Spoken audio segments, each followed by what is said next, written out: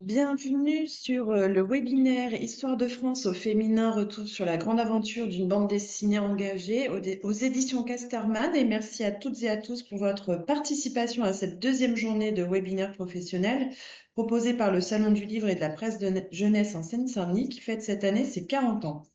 Deux journées riches de plus de 80 rencontres consacrées à l'édition jeunesse, à prolonger dès mercredi prochain 27 novembre jusqu'au 2 décembre à Montreuil avec un vaste festival littéraire et 400 exposants. N'oubliez pas de télécharger votre accréditation professionnelle sur slpj.fr qui vous permet d'accéder à l'événement durant toute sa durée. Nous vous attendons nombreuses et nombreux. Pour information, les webinaires professionnels seront en rediffusion 4 semaines sur le site de Marcom à partir du 6 décembre. Nous allons diffuser le webinaire qui est préenregistré, mais vous avez la possibilité de poser des questions sur l'onglet Q&R. Et Marine Tasso prendra quelques minutes à la fin du webinaire pour répondre à vos questions. Bon visionnage.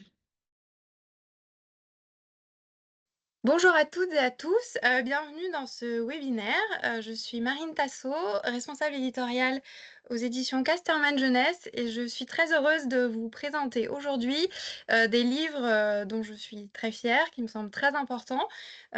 Histoire de France au féminin, Histoire de l'art au féminin quand on arrive en France. Et on va surtout s'attarder parce qu'on a la joie d'avoir avec nous Blanche Sabat sur l'aventure d'Histoire de France au féminin qui est parue en août 2023. Bonjour Blanche, Bonjour, tu vas bien? ouais, ça va. Super. Merci d'organiser ce temps ensemble, ça va être chouette. Je te présente en quelques mots pour ceux et celles qui ne te connaîtraient pas encore. Donc tu es autrice de bande dessinée et c'est complètement, quasiment indissociable de ton engagement en tant que militante féministe et climat. Ton travail est suivi par une très grande communauté sur ton compte Instagram La Nuit Remue Paris. Et cette année a été très intense, particulièrement pour toi au vu de l'actualité brûlante. Donc tu as multiplié les actions, tu as beaucoup mobilisé, tu as fait beaucoup de pédagogie, tu as beaucoup pris la parole dans les médias, et sur ton compte, sur des sujets qui te tiennent à cœur et tu es de plus en plus sollicitée d'ailleurs pour, transmettre ta parole. Et cette année, c'était aussi, l'aventure d'Histoire de France au féminin, donc sur laquelle on va passer un peu de temps ensemble, pour, revenir sur ce parcours assez incroyable de cet album. Donc paru en août 2023, c'est, le premier album de bande dessinée qui retrace l'histoire de France en redonnant, aux femmes, toute leur véritable place. Et dans ton parcours d'autrice féministe, alors que tu étais aussi à l'écriture des albums, Mythes et Meufs, tu as trouvé important de t'allier à une historienne vulgarisatrice, donc Sandrine Mirza, qui a donc écrit cet album pour, retracer cette histoire. Est-ce que tu peux nous expliquer, pourquoi c'était important pour toi et en quoi l'histoire des femmes, permet d'éclairer et d'ancrer le féminisme d'aujourd'hui? Et ben, m'associer à une historienne, c'était évident parce que moi j'ai pas les connaissances ou la formation, en histoire qui permettrait de tracer une histoire de France vraiment de la préhistoire jusqu'à environ les années, 2020, donc de nos jours.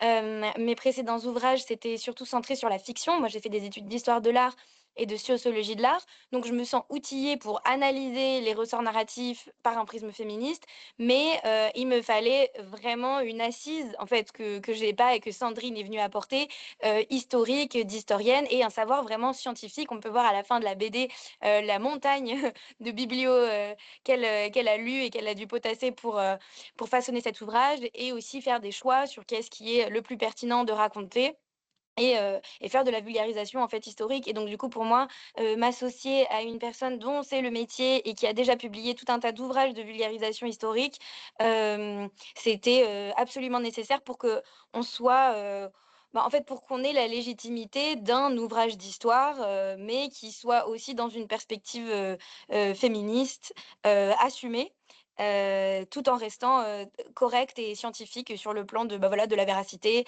et des informations qu'on donne tout bonnement. Et ensuite la deuxième question, c'était quoi déjà? En quoi cette histoire, en fait, te permet d'éclairer le féminisme d'aujourd'hui et de l'ancrer dans un réel, dans un peu tes luttes, en fait?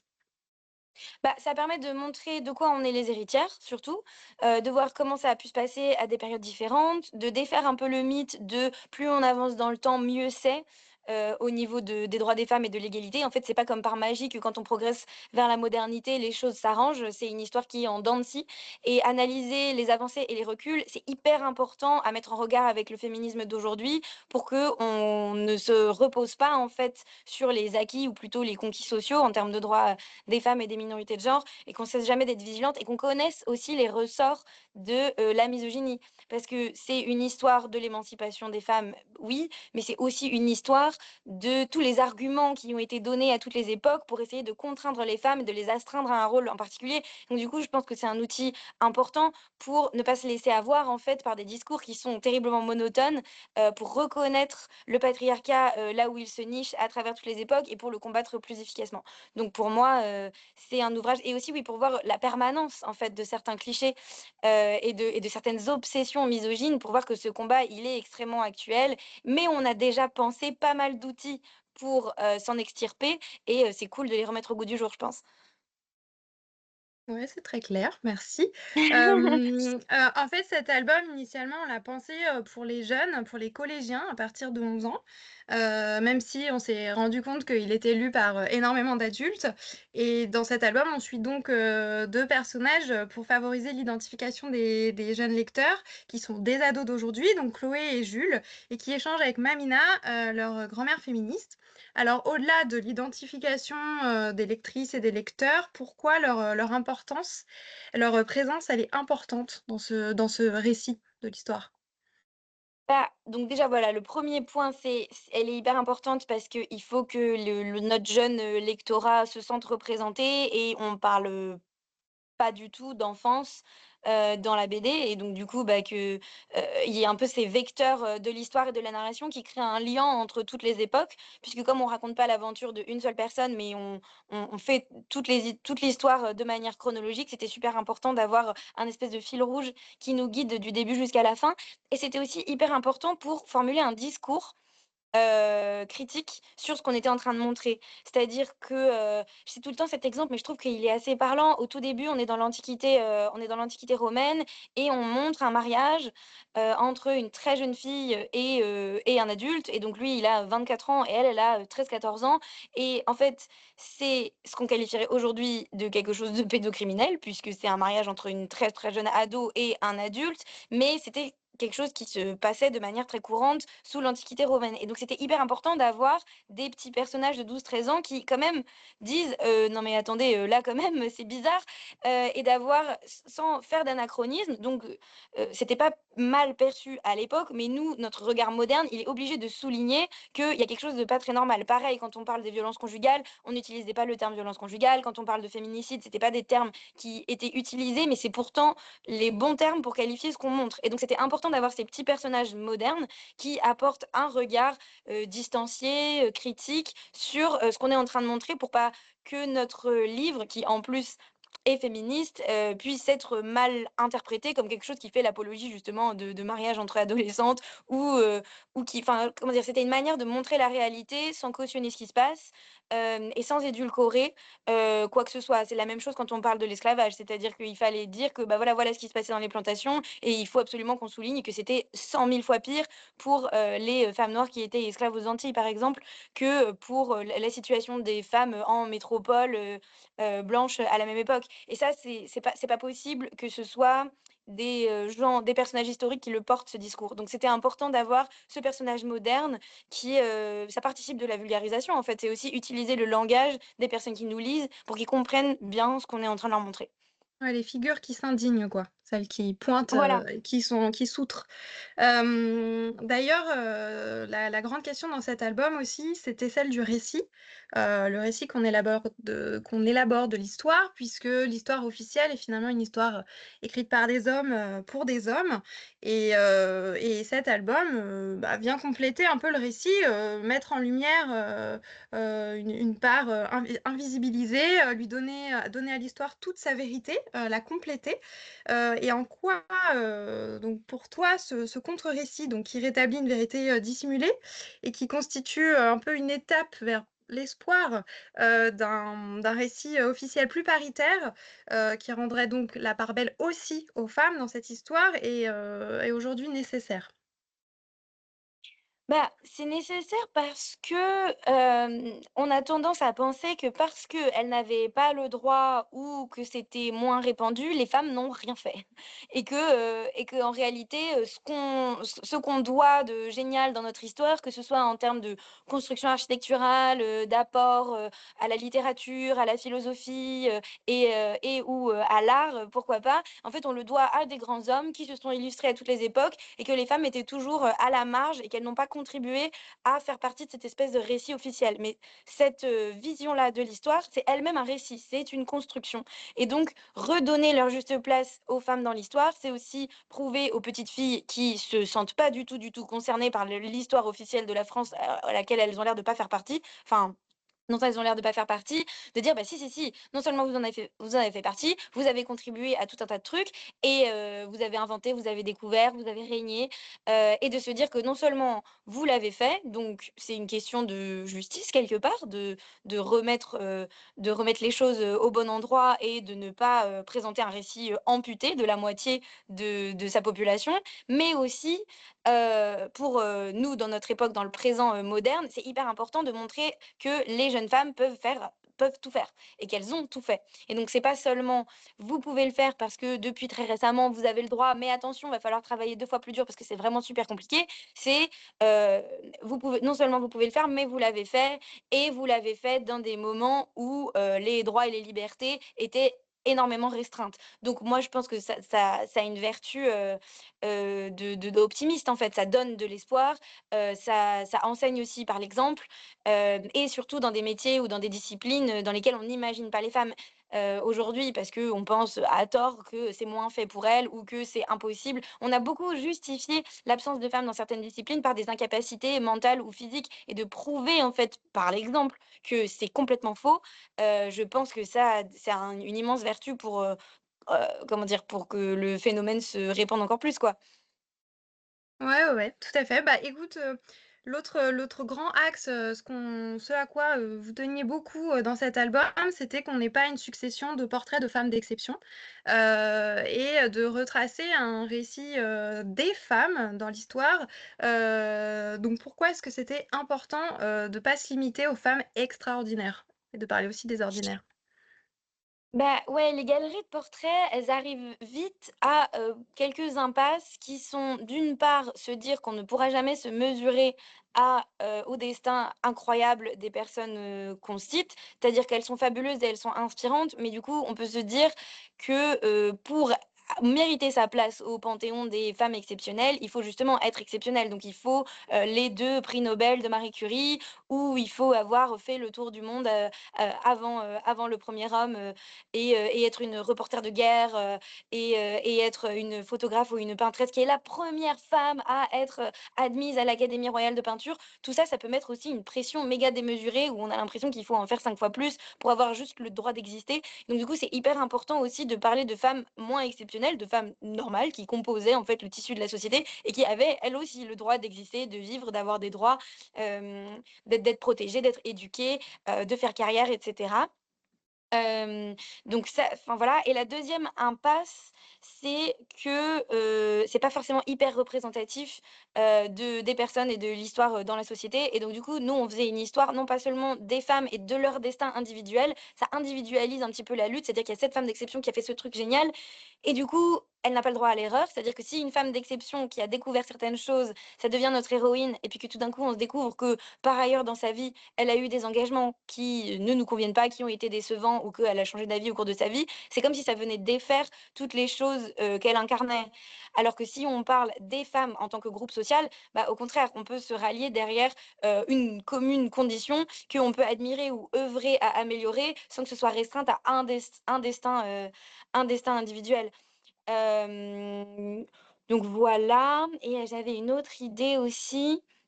L'individualisation, le fait que ça mette un petit peu la pression. Ah oui et aussi le fait que si on veut lutter pour œuvrer en général pour améliorer la condition des femmes, il faut faut savoir ce que c'est la condition des femmes à une époque. On a aussi utilisé les exemples exceptionnels pour dire: «Ah mais vous voyez comme Trucmuche l'a fait, eh ça veut dire que c'était pas si difficile. Pourquoi est-ce que les autres femmes qui n'ont pas réussi n'ont pas fait pareil?»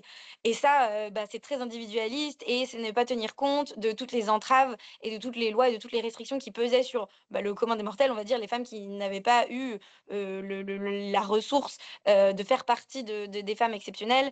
Et donc du coup, ce serait se méprendre que de penser que parce que Jeanne d'Arc l'a fait, toutes les femmes du Moyen Âge, avaient l'opportunité d'avoir un destin aussi exceptionnel que le sien. Bah non, c'est pas la réalité. Et donc du coup, pour nous, faire une histoire, de France au féminin et non pas une histoire des femmes exceptionnelles, c'est aussi proposer une autre histoire un peu plus égalitaire, où on parle du groupe social femmes et non pas des femmes qui se sont distinguées, parce qu'elles ont eu l'opportunité, la chance, la ressource, de pouvoir se distinguer. Ouais, merci Blanche, c'est super de t'écouter.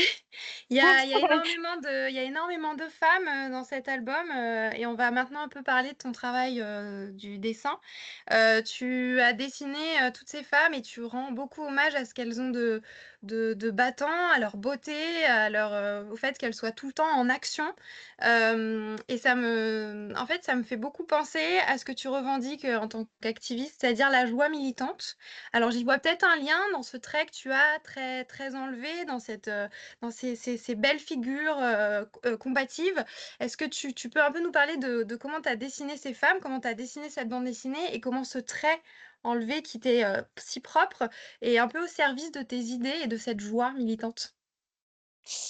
En fait, moi, j'avais envie, oui, de montrer, des femmes, dynamiques et actives et je trouve qu'il y a aussi une certaine manière de représenter les oppressions des femmes, même quand on a un propos féministe qui va être dans, la souffrance, la douleur, la longue, torture finalement qu'a été, les souffrances que les femmes ont endurées, et la privation de leurs droits et la privation de leur liberté et leur oppression tout au long de l'histoire.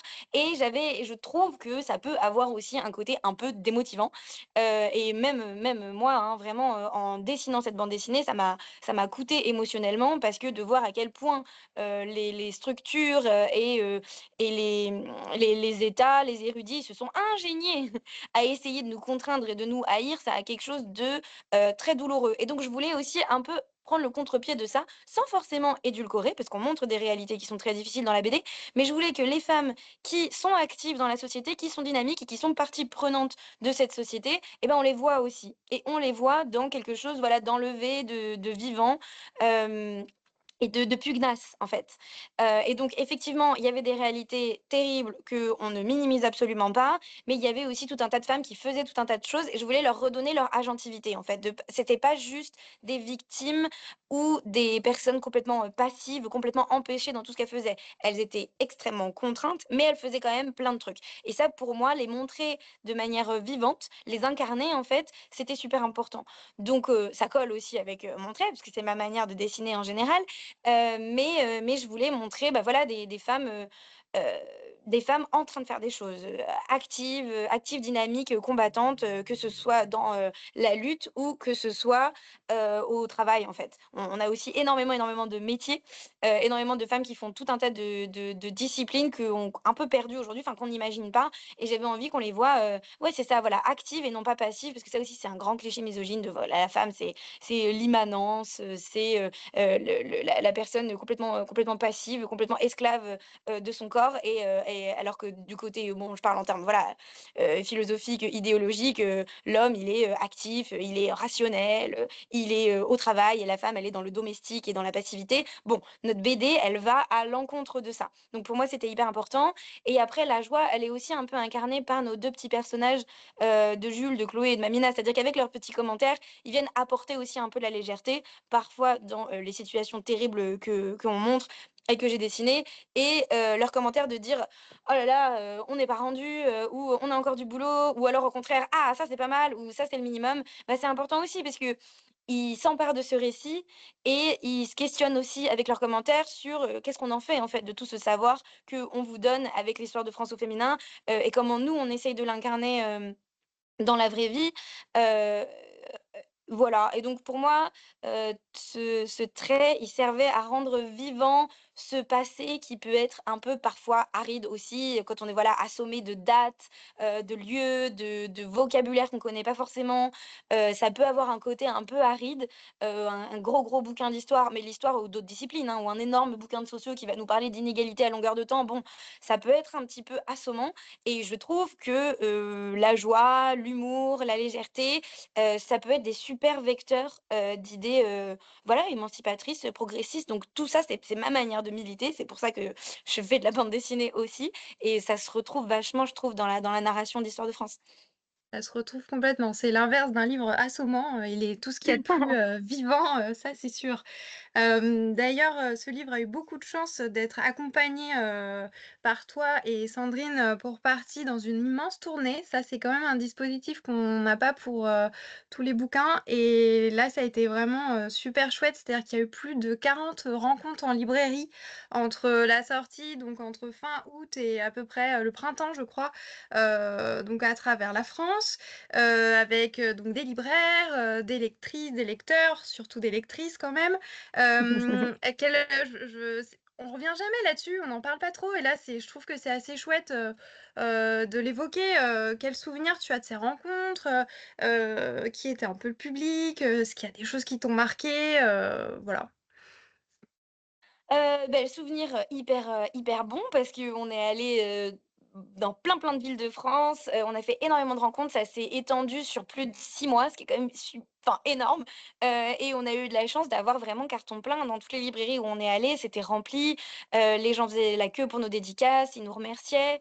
Moi, j'en ai vraiment un très bon souvenir parce que alors déjà, mon lectorat en général de mes autres BD, c'est vraiment 98 de femmes, que ce soit, des jeunes filles, des ados, des adultes, des mamans, des grands-mères, c'est vraiment très, très féminin. Et en général, les hommes qui viennent, c'est pour l'offrir à des femmes de leur entourage. Mais c'est très bien puisque, les femmes sont rarement, des enfin, c'est rarement une lectrice individuelle toute seule qui vit seule qui achète ma BD. C'est-à-dire que les BD pénètrent dans les foyers, les bibliothèques, les familles et donc du coup, par ricochet, en fait, elles sont lues par toute la famille, mais ça va plutôt être une femme qui les achète. Et j'étais hyper contente de voir que les tranches d'âge étaient super variées. C'est-à-dire que c'est un ouvrage jeunesse, mais j'ai vu vraiment beaucoup, beaucoup, beaucoup de gens d'âges très différents, l'acheter et le lire. Soit ils l'achètent pour leurs enfants et ils le lisent avec, soit ils l'achètent, pour eux, enfin elles surtout, elles l'achètent, pour elles et elles le font lire à toute la famille. Donc c'est vraiment un ouvrage qui est, transversal et ça c'était, une vraie victoire je trouve de voir de la diversité dans, les personnes qui viennent, en dédicace en librairie parce que ça veut dire que, bah, on a réussi le pari de parler un peu à tout le monde, tout en étant un ouvrage jeunesse et de faire aussi que le féminisme devienne un sujet, grand public, qui va partout dans les familles, dans les maisons, dans les écoles et tout. J'étais hyper contente aussi parce qu'il y a eu bon après voilà, mon public, c'est des femmes et des profs et énormément, énormément d'enseignants, enseignantes et aussi beaucoup de spécialistes d'histoire qui sont venus nous complimenter. Ça, c'est surtout pour Sandrine, mais qui sont surtout venus nous complimenter sur la rigueur scientifique et historique des livres. Les gens ont parfois un peu peur du terme militant ou féministe, qui se disent ah là là, ils réinterprètent l'histoire un peu à leur sauce en y mettant de l'idéologie plutôt que de s'en tenir aux faits. Et on a vraiment travaillé avec Sandrine à ce que ce soit juste historiquement, mais pas moins militant. C'est plutôt l'histoire 100% masculine qui n'est pas juste historiquement. Donc, c'est militant de fait, mais c'est rétablir une vérité historique. C'était ça surtout notre démarche. Et du coup, d'être validé par les pairs pour un ouvrage bande dessinée, vulgarisation et jeunesse, en général, c'est 3 mots qui font hurler les spécialistes de certaines disciplines, eh ben, c'était hyper gratifiant. Et donc ça, c'est surtout pour Sandrine et pour la rigueur historique dont elle a fait preuve, mais aussi de mon côté pour la représentation des différents corps de métier, vêtements, décors, qui étaient, bah, juste, historiquement et du coup, bah, ça faisait vraiment plaisir d'avoir ce retour en vrai, de rencontrer notre public, et de voir ce que la BD, leur avait fait quoi, ce que la lecture leur avait provoqué. Donc pour moi, cette tournée, c'est tout ça. C'est vraiment, avoir les retours du public, ce qui est super précieux parce que c'est très, solitaire comme travail, la bande dessinée, on est vraiment solo et puis après ça sort en librairie et puis pendant quelques semaines avant d'avoir, voilà, les premiers chiffres, les premiers retours des libraires, on sait pas trop en fait comment ça se passe. Donc d'avoir ce retour, c'était hyper précieux et puis ça permet aussi de voir qui s'est senti concerné par quoi. C'est-à-dire que comme c'est l'histoire de France, c'est pas une histoire qui parle que de la capitale, par exemple. Ça parle de plein de régions, ça parle de plein d'époques et donc du coup, en fonction des librairies où on allait, on nous parlait pas des mêmes parties de la BD. On allait plutôt enfin, je sais que quand on était à Lyon, typiquement, on nous a beaucoup parlé de la Résistance, et de l'histoire qu'il y avait, heu, qu'on avait mise en valeur à ce moment-là dans l'histoire. Je sais que quand on est allé, plus du côté de Nantes, et ben, on nous a plus parlé, de Anne de Bretagne, et de l'historique, plutôt, médiéval. Donc voilà, en fait, ça dépend aussi de qu'est-ce qui a interpellé les gens, dans la bande dessinée et de faire le lien avec les gens qui nous achètent et qui nous lisent, donc c'était trop bien. Disons que ça avait l'air chouette, ouais. Sachant qu'aujourd'hui, il y a près de 32 000 lecteurs, lectrices de cet album. Donc, c'est un album qui s'installe comme un livre de fond, de référence. Et ça, on en est plus que ravis. On espère d'ailleurs que là, il y ait des enseignants qui nous écoutent. Évidemment un livre qu'on a envie de voir dans les CDI. On a envie que les enseignants s'en emparent.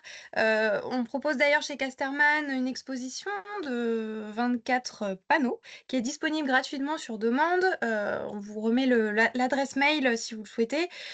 Voilà, donc Blanche, est-ce que ce serait pas fantastique que l'enseignement des femmes dans l'histoire, au même titre que les hommes, soit complètement intégré dans les programmes, mais aussi dans les pratiques des enseignants au collège et au lycée?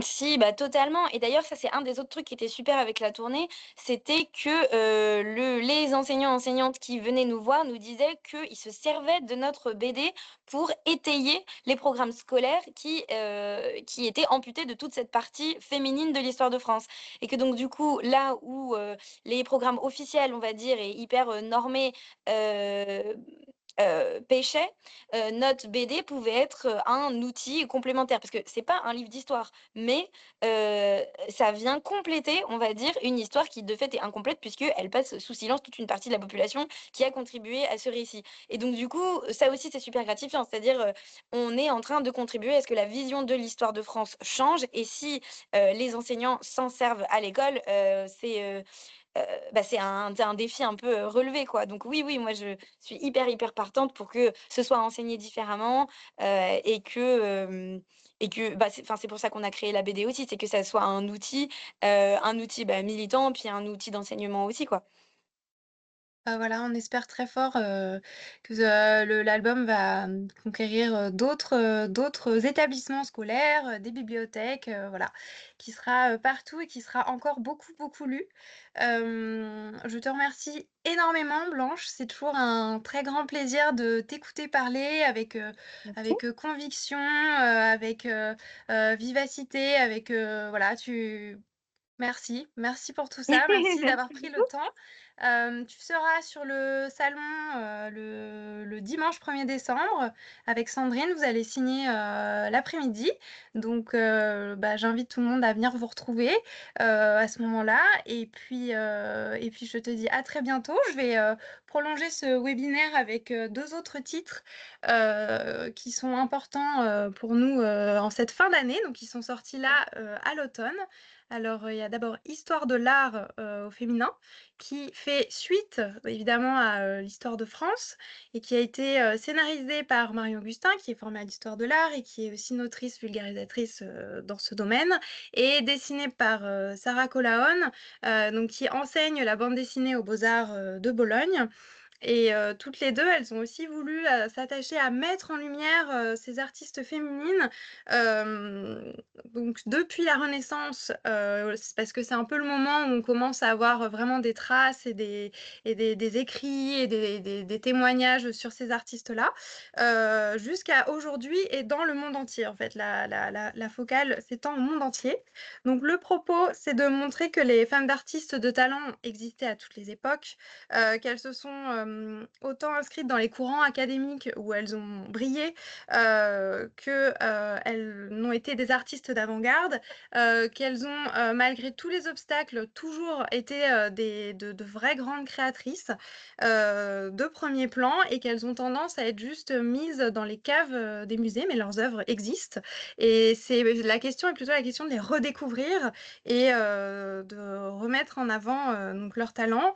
Elles présentent aussi des destins très singuliers, mais très caractéristiques de leur époque et l'angle de cet album, c'est vraiment de les voir au travail, de voir leurs œuvres, parce qu'on a souvent tendance à mettre en avant les aspects biographiques, des femmes, parce que ce sont des femmes, alors que, là, ce sont surtout des créatrices. Donc on y retrouve des artistes très connus comme Frida Kahlo, Niki de Saint-Phalle, Yayoi Kusama, voilà, mais aussi, des un peu moins connus comme, Sophonisba Anguissola, Gabrielle Munter, Judith Lester, Augusta Savage, Lee Krasner. Donc c'est un récit qui bien sûr parle d'histoire, mais qui mêle bien sûr contexte politique, sociologique, parce qu'on a besoin de contexte pour comprendre comment s'inscrit l'artiste à telle ou telle époque. Ce récit est rythmé par 13 doubles pages portraits qui nous donnent à voir aussi des œuvres en direct, des reproductions d'œuvres. Et il a été conçu en partenariat avec l'association Aware qui a été fondée par Camille Morino. Donc, pour ceux qui la connaissent, c'est une curatrice qui avait monté l'exposition Elle à Centre Pompidou en 2009, la première exposition consacrée uniquement à des artistes femmes. Et donc Aware, c'est une plateforme en ligne qui recense des notices biographiques d'artistes du 20e, du 19e et là petit à petit du 18e parce que c'est encore en cours de défrichage et qui souhaite informer, faire connaître les artistes femmes du monde entier. Donc voilà, je vous invite à aller voir cet ouvrage qui est tout aussi passionnant qu'Histoire de France au féminin, qui est tout aussi adapté à des collégiens comme il parlera à beaucoup d'adultes. Et je voulais aussi vous parler de Quand on arrive en France, qui là est vraiment un ouvrage documentaire avec certaines parties en bande dessinée. Donc c'est une histoire de l'immigration et avec les auteurs, donc Jean-Michel Biliou, qui est un auteur jeunesse, historien de formation, et Michael Sterkeman, qui est dessinateur et aussi enseignant au collège. On a voulu, face à la montée du racisme et de l'intolérance, qui a été donc particulièrement virulente cette année en France, on a voulu en revenir aux faits. Voilà, on s'est dit que la meilleure réponse, c'était de repartir des faits historiques avec un ouvrage qui reprend chronologiquement l'histoire de l'immigration, une histoire en France très ancienne qui remonte à l'Ancien Régime. Pour rappeler qu'à toutes les époques, la plupart des communautés d'étrangers qui sont arrivés en France ont été stigmatisées, pointées du doigt, ont été montrées comme responsables de tous les maux. Alors pourtant, on est quand même souvent allé les chercher parce qu'on manquait de main-d'œuvre, mais dès qu'il y avait une crise, ces communautés ont été rejetées.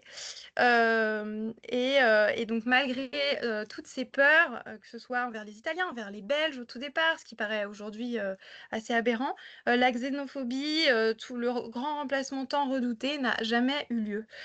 Donc c'est un livre d'histoire, mais c'est aussi un livre citoyen avec des épisodes racontés en bande dessinée pour mettre en relief et donner à voir des grands événements souvent un peu tragiques.